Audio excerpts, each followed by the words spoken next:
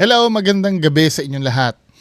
Bago lahat, gusto ko muna iklaro na ito ay ni-request lang sa akin, ha? Ni-request lang sa akin, walang magagalit. May magagalit na naman. Sige, papakita ko. Oh. Ang sisihin nyo si Sir Depalac Nelson. Sabi niya ganun, pareak, Boss B. Ano pa nga, nakalimutan ko pa nga ito. Sabi ko, sige po, bukas. Tapos pinalo up niya ako. Ay, oo nga pala, sabi kong ganun. Makulit talaga to si Sir Depalac Nelson eh. Siya yung pagalitan nyo, hindi ako mamaya. Ako na naman pagagalitan. Sabihin, nakikialam na naman. Ito yung video ni Master Gala, yung Abandoned Demonic Rest House daw. Grabe mga paramdam. So, reakan natin tong video. So, ito yung video ni Master Gala. Ayusin ko lang. Yan. Inalam. At ano ang pangyayaring nasaksihan namin dito? At papaano ba Spirit Talker. ang mga demonyo sa kanilang tawag?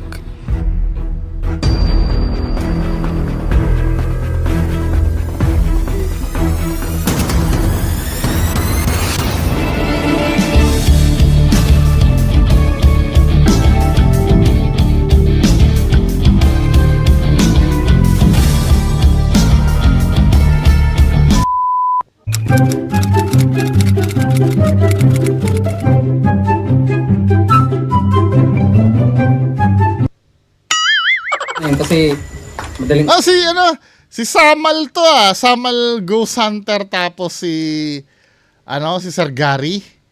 Oy, Sir Gary, shout out. Nakasama ko din yan sa Bahay na Pula, silang dalawa ni Ma'am Irene.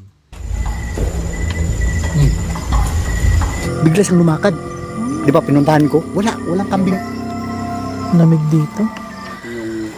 Ato siraan na. Bagal naman ang internet ko. Huwag mo kaming inaano. Sino ka?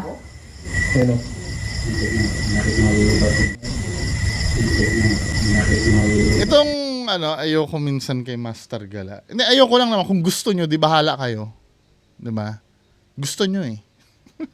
Ako sinasabi ko lang, yung mga maliliit na bagay na ganito. Nahalata mo namang aso na umalulong or ano. Tapos sasabihin parang ungol ng matanda. Alam mo yun? Anyway, nandito lang naman tayo para mag-react. Inuulit ko, kung gusto nyong paniwalaan yan, di maniwala lang kayo.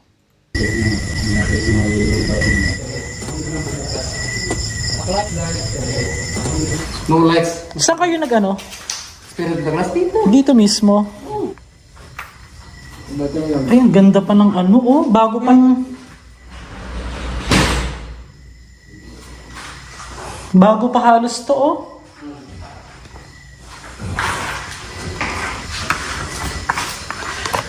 Oh my gosh, ang creepy guys.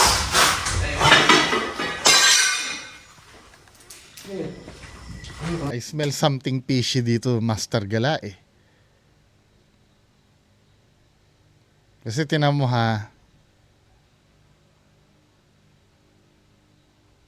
Sabihin mo na sa akin kung anong sasabihin mo. Pero hindi, ito fishy. Hindi naman nakita sa video eh, di ba? Hindi naman siya nakita sa video na pineke mo. Pero kung pamanoorin mo to, Master Gala, tinan mo ha. Papasok ka dito sa CR. I-full nga natin. Papasok ka sa CR. Ay, ang ganda pa ng ano. So, nandito yung jealousy, no? Andyan yung jealousy. Nakikita yung jealousy. Pakita natin. Zoom natin, ha? O, ito yung jealousy. Jealousy ba o jealousy o whatever? Kung ano yan. Uso pa ba yan? Yung bintana na jealousy o jealousy o jolicy? Uso pa ba to? Ito yung ginaganon, di ba? Na sumasarap mo ba? O, kung ano man yan. Di ba nandyan, ano? So, nakita ito ni Master Gala. Ang gagawin ni Master Gala, tatalikod si Master Gala, no? Tandaan nyo, ha? Bago pa halos to, oh. Nakita niya, nag-focus siya doon. Halatang yung attention niya, nakita niya dito. Then tatalikod si Master Gala, ang tagal niyang magpo-post ngayon dito. Matagal siya magpo-post diyan. Oh my gosh, ang creepy guys. Tamo, gumalaw na agad siya. Parang gumalaw na agad siya, hindi pa nababagsak yung jealousy o jealousy. Tamo ha?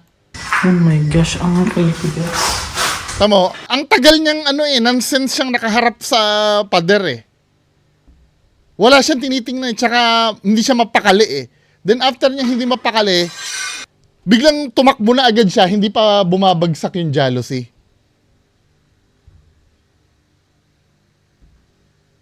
I could be wrong ha. Ang nakita ko dito, sinipa mo yan patalikod eh. Kasi parang lumiyad ka dito men eh. Akala nyo malayo yan, sasabihin nyo naman, bungo, mukha naman malayo yan. Pagka ang dala-dala mo kasi camera, sometimes kasi akala mo malayo, pero malapit lang yon sa lens ng camera. May time kasi na wide angle ang ginagamit eh. Paano mo malalamang wide angle? Nakikita nyo, wide angle yan eh. So ang feeling yan, mukha siyang malayo, pero malapit lang yan. Pagtalikod ni Master Gala na ganyan, tamo, ang tagal niya, pinakita niya kunyari itong dala-dala niya para isipin nyo na preoccupied yung dalawa niyang kamay. Then ang magaganyan-ganyan pa siya na nonsense ito, itong tinitingnan mo to dito, nonsense. Then, slow motion natin ha. Tatakbo na agad siya, hindi pa bumabagsak yung jealousy. In slow motion ko ha. 'Di ba? Tumakbo na siya, saka nag-crash.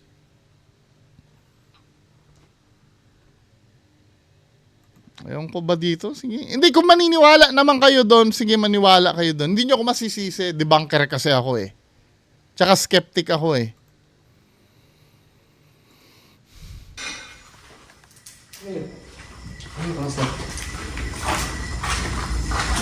Diba? Ha? Diba wala na yung jealousy doon na Basta, ano yan? Ay, saan nakapatong yan? Saan daw nakapatong niya? Tinutukan mo lang ng camera kanina. Hindi ko naman mapapatunayan na inano niya eh. 'Di ba? Kasi nakatalikod yung camera eh. Ito lang yung mga objective na observations ko. Ulitin ko uli ha. Bago magalit yung mga panatiko ni Master Gala. O, papasok siya dyan. Pahalos to oh. Tinutukan niya na ng camera. Ibig sabihin, nakita niya na yung target niya. Ito. 'Di ba? 'Di ba? Lalapitan niya pa nga sana eh. Biglang kinancel niya. Now, lilingon siya palayo. Ang tagal niya. 1001, 1002, 1003, 1004, 1005, 1006. 6 seconds kang nakatingin dun sa likod mo na hindi ka gumagalaw. Biglang gumalaw, saka ka gumalaw. Kayo, bahala kayo, no? Kung maniniwala kayo dyan, bahala kayo. Ako hindi.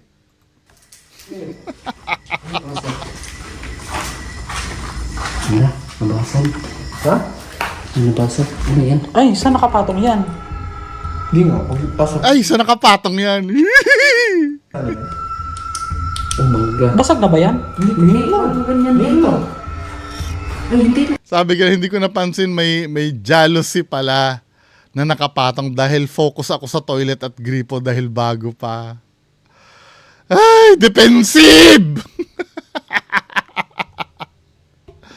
Defensive! Nakapatong yan, oh. Diyan. Itong mga kasamahan naman, sila Samal Shadow Hunter, tsaka sila Sir Gary, hindi ko naman masisisi to. Kasi sila ay nag-ghost hunt, dito na papasok yung personal bias nila.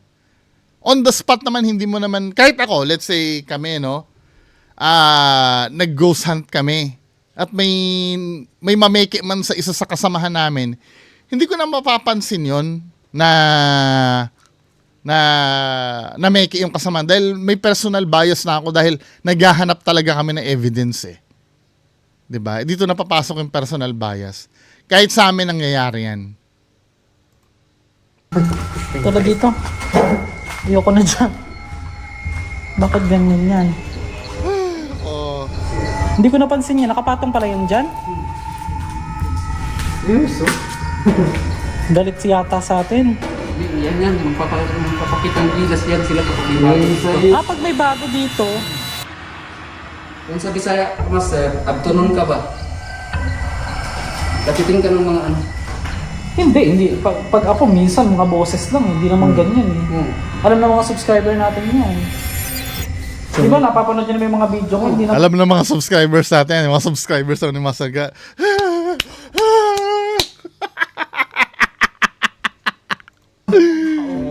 Bullshit. Nasa mo Pero pag ako lang mag-isa, hindi naman ganyan ka-OA ba? Pero pagka may mga kasama, yun yung sinasabi ko mga master.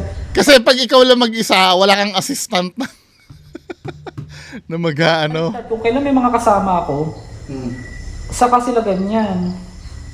Ibahin mo kasi ito, Master.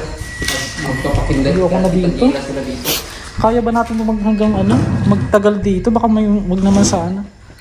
Ito ang problem kapag let's say hindi ko naman ma-assume na nameke siya ng video. Pero tandaan nyo, if ever man na nameke ka ng video, ang problema kasi ay ganito. Pagka nameke ka ng video, maaring maging successful ka ngayon. Kasi nakaposta kasi dyan yung credibility mo eh. Then later on, katulad nitong video na to, no, maaring maraming nadala dito sa video mo 1 year ago. Then, madidebunk ito ngayon, masisira ang credibility mo dito, men. Di ba? Lahat na lang ng, magkakaroon ka ng a boy who cried wolf syndrome.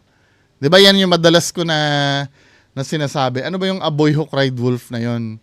Yun yung kaso nung bata na pupunta siya sa gitna ng maisan, sisigaw siya, inaatake ako ng wolf, then magpupuntahan yung mga tao. Pagpunta ng tao doon, tatawanan niya nila yung mga tao na, hindi, niluloko ko lang kayo, joke lang. E di, yung mga tao na good time niya, no? Nawaw, mali niya yung mga tao.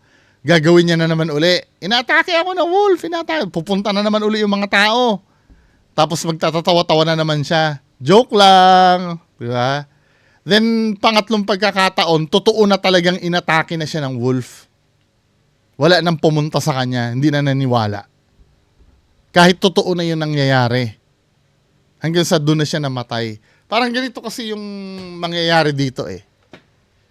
Kapag ka namihasa kang gumawa ng ganyan, kahit minsan sa susunod na video mo, totoo na, I can't deny the fact na yung mga peking ghost hunter na lagi nating subject, katulad nila Donsky, nila Kuya Red, may chance naman talaga makakuha ng totoong multo yung mga yan.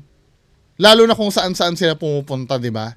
Imposibleng hindi na makakuha sila ng totoong multo. Kaya lang, sa dinami-dami ng pineki nilang video, hindi na nila masisisi yung tao, kahit na totoo na yung na-capture nila, ay hindi na maniwala sa kanila. 'Di ba? Kaya nga mas maganda talagang kahit anong mangyari, magpakatotoo ka talaga eh. Kung walang makita doon sa video mo, anong gagawin natin? Wala talaga eh. 'Di ba? Instead na lagyan nyo na lang ng art na andito, no, ipasyal nyo na lang kami doon sa lugar. Actually, yung maganda sana urban exploration na lang talaga eh.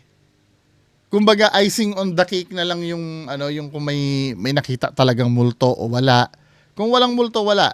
Kasi dapat ang magiging mentality ng mga tao, 'di ba? Kasi may nag-comment sa akin si Sir Jorland Kaintik ba yun? Yung nag-comment sa akin yung sa video nung kay Zarkaro na hindi, mas maganda talaga yung may nakikita kaysa yung mga gadget na yan. Yung pagpapakita kasi ng multo, mga kababayan ko, hindi mo naman mauutusan yon in demand na magpakita ka. Kahit nga inuutusan mo na eh.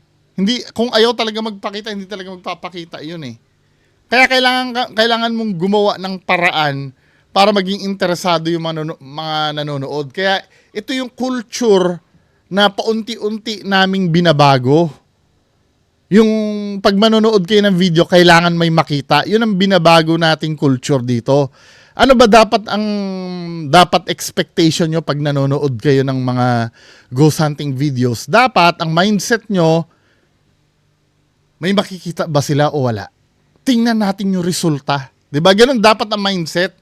Kasi kadalasan ang mindset ng mga nanonood na pinamihasan ng mga peking ghost hunter, tingnan natin yung nakita nila. May white lading makikita dyan mamaya. Hindi ganun eh. Dapat samahan nyo kaming tuklasin kung meron ba talaga o wala. Para satisfied kayo. Kung walang nakita, wala pala talaga dyan sa lugar na yan. Kung meron nakita, ay confirm meron talaga. Hindi yung kailangan pumunta doon, kailangan tayong may makita. Hindi ganun dapat ang mindset. 'Di ba? Pagka ganun ang mindset nyo, paano na yung mga legit na talaga namang walang nakita? Magiging boring na sa inyo yun. 'Di ba? Sige, pagkwentuhan lang natin guys. Oo. Ang laki no, sayang. Nakatalo pa itong floor guys. FaceTime. Hindi, baka naman out of balance lang. Talagang babalikan niya pa, ano? Nakaanad talaga yan. Palapag yan dyan. Matagal na. 'Di ba? Mag-ano siya, magpapaka-skeptic siya na normally hindi naman ginagawa ni Master Gala na magpaka-skeptic siya sa mga nangyayari. 'Di ba? Katulad ng mga last exploration niya, may mga kalabog. Ang attitude kasi ni Master Gala, ina-assume niya agad na totoo yun eh. Ito, bibihira ito na ganito yung mindset niya na magpapaka-skeptic siya na baka nakaano lang, hindi si Master Gala yan eh. Diba? Majority ng mga video si Master Gala, may kumaluskus dyan, multo na agad. Pero dito sa part na to, gusto niya talaga i-highlight yung nangyari. Ito yung pagkaka-video ko kanina na ang napansin ko lang talaga na bago pa ang mga bowl at saka itong faucet na ito. Pero ang pinagtaka ko lang, hindi ko napansin Tinutukan mo ng camera eh, napansin mo yan, men. yung nakapatong na yan na salamin. At Tapos ito, haharap ka dyan, 5 seconds ka nakaharap dyan, na wala kang ginagawa. yun yung pagkakataon na nalaglag siya. Balance master. Nakaanad talaga yan. Palapag yan dyan. Matagal na. Dyan o. Nakalapag yan. I-check ko na lang sa video. Hindi ko kasi napansin eh. Ay, oo nga. Hindi ko napansin. Ay, nako. Forward na natin to. Ano pa ba ibang mangyayari dito? Ano yan? Creepy.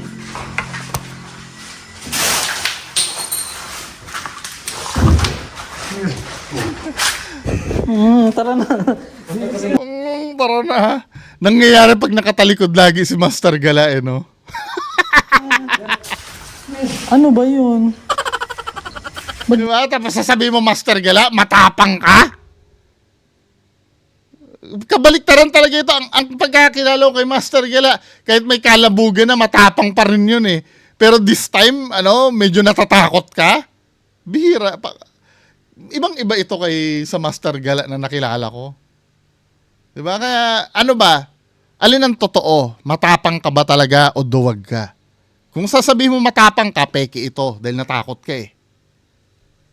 Ngayon, kung sasabihin mo naman na natakot ka, ano yun? Sinungaling ka? Sinasabi mo matapang ka? Just imagine, ang dami nyo dyan ha? Tapos matatakot ka ng ganon? Ganyan. Ano yan? Yung ano? Kung plus yung ano?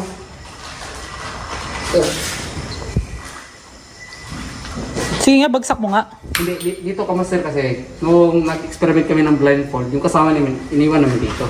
Oo. Tapos kami nag-explore. Challenge namin sa kanya, nag-blindfold talaga siya. With Oo. communication. Ngayon, Ang ending nun, sinaraduhan po. sumarado tong pinto na to. Sinarado talaga. OMG. Oo, naging intense yung pangyayari niyan. Kasi hindi niya mabuksan to. Sige, i-check ko. So mga master, i-check ko din yung ibang video nila. Ngayon, ilalagay natin sa kuha tayo ng konting video nila. Yung mga time na nag-Spirit of Douglas kayo dito.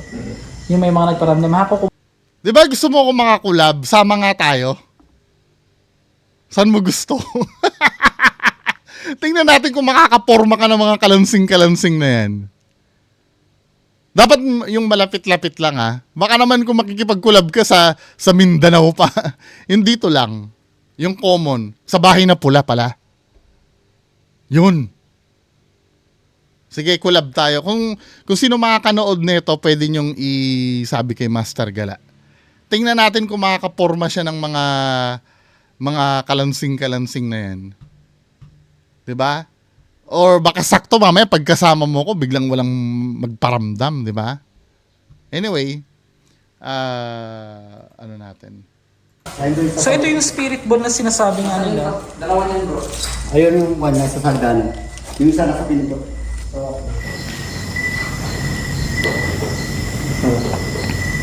Hangin man nga. Hindi. Yung katok talaga, pwede ba? Amigo?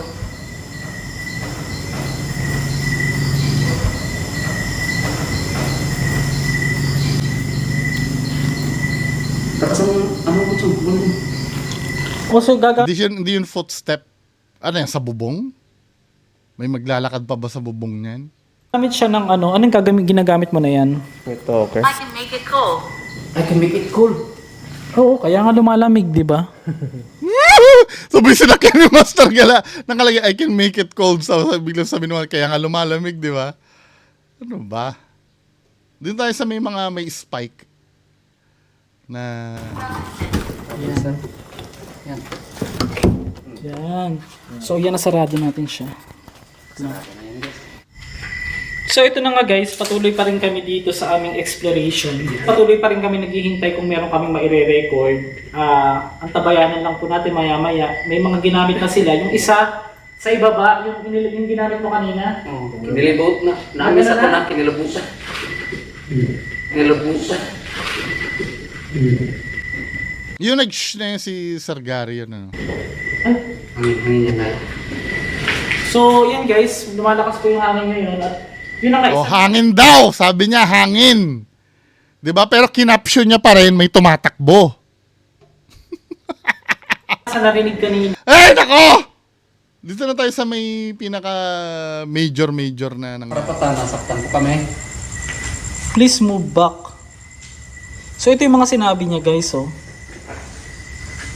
Ayan, oh. Please move back. My name is Ethel Bernadette. Ay! Ayan. Hangin lang yan. Ano ba? Relax.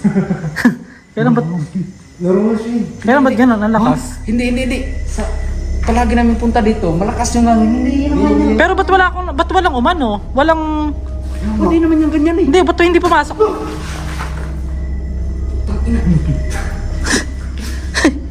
Relax. Diba? Relax. ba naman itong ginagawa nitong mga to? Walang hangin na pumasok pero ang lakas ng ano. Oo nga, nabidyohan eh. Hindi guys, nakita nyo to. Hindi namin to hinila ha. Ang harap. Hindi mahaba yan. Oh, Hindi ba mahaba kanina? hindi. Ay, parang umangat. Umangat ha. Ito, let's say totoo, no? Let's say totoo. Kasi nagko-conflict din ako, ito sila Samal Shadow Hunter, kaibigan ko to eh. Pero hindi ko pa sila masyadong ka-close nung time na hindi ko pa sila nakakausap nung time na to. Kailan ba tayo nag-collab, Sir Gary? 2024 na, no? So, matagal na itong video na to. Let's say totoo, no? Let's say totoo. Kaya lang, men, ito yung sinasabi ko sa inyo na a boy who cried wolf syndrome. Kung tutuusin, kung let's say hangin, impressive naman talaga yon. Ethel Bernadette. Yun ang nangyari. Ay! Ayan. Hangin lang yan. Ano ba? Relax. Di ba? Let's say totoo yon. Walang problem, totoo, no? Kaya lang, doon sa nangyari, doon sa mga nauna, siyempre, tatama rin na rin ng audience na mag-isip. Kung yan ba ay totoo na nangyari, magpapaka-skeptic na lang kasi yung mga audience eh. Once na nahuli ka nang na-make it once eh. Ito na yung sinasabi na parang matatrap ka na lang sa doubt ng mga nanonood. O, totoo pa ba yan? Hindi, mukha namang legit, no? Kung gusto ko maniwala talaga. Kaya lang, given dun sa history nung kanina. Parang, alam mo yun? Kailan ba't gano'n? Ang lakas. Hindi.